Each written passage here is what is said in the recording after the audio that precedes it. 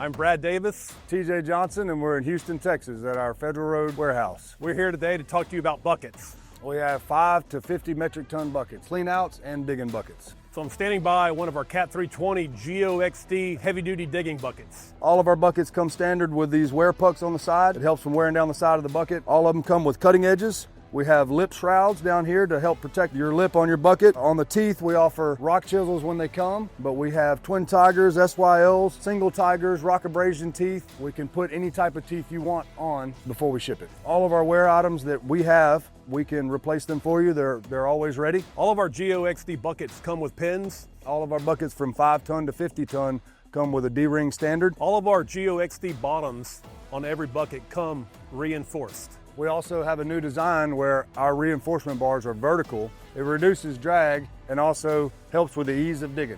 For pricing inquiries or availability on any of our buckets, go to astrak.com. We'll be happy to help.